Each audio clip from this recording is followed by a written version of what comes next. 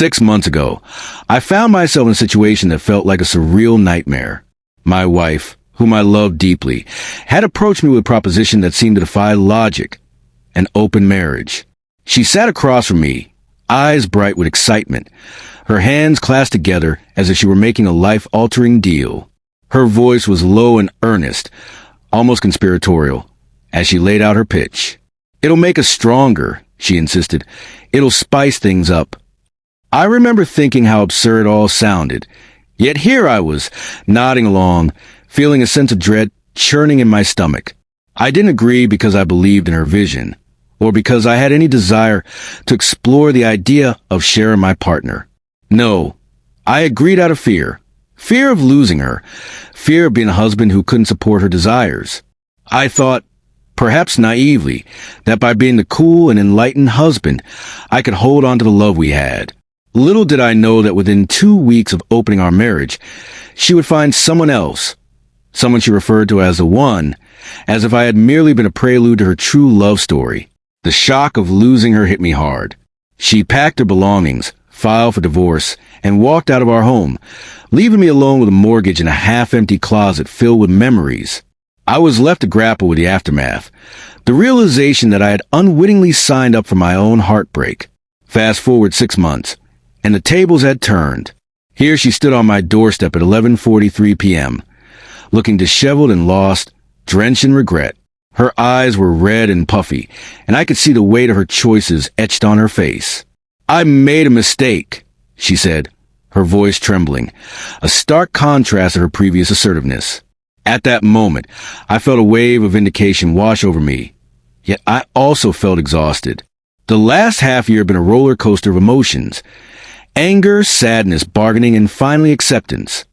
I had burned her leftover belongings in a fit of rage, crying out in frustration as I watched the flames consume our shared past. I had battled my own demons, wearing her old t-shirt to bed as if it could somehow conjure her back. I even found myself Googling ways to make an ex miss you, a move that felt desperate and pathetic. But I pushed through it all and emerged as a different person. Now, as she stood there, I felt no excitement at her return. Instead, I felt a deep weariness. "You can't stay here," I said firmly, watching her expression crumble. It was clear she expected me to welcome her back with open arms, to forgive her for her impulsive decisions and the pain she had caused. But I had spent too long piecing myself back together to allow her to waltz back in as if nothing had changed. I asked her directly, "When you begged for an open marriage, did you really think it would work out?" She didn't have an answer, and that silence spoke volumes. When she chose to leave me for the one, did she envision me waiting, ready to receive her with open arms once her new relationship failed? She remained silent, and in that moment, I realized she had not only shattered my heart, she had rewritten our entire narrative, casting me as a fool while she played the heroine.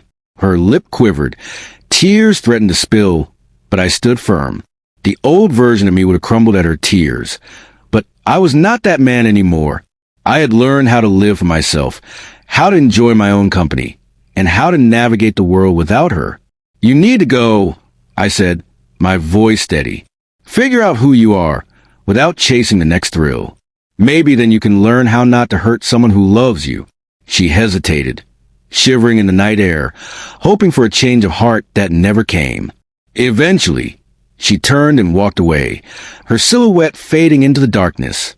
I closed the door behind her, locking it not just physically but metaphorically, sealing away the past. As I stood in the silence of my home, I didn't feel triumphant or vindictive. I simply felt done. It wasn't closure, nor did it neatly wrap up my emotional journey.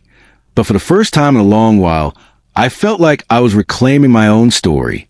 I could breathe again, and that sense of empowerment felt liberating.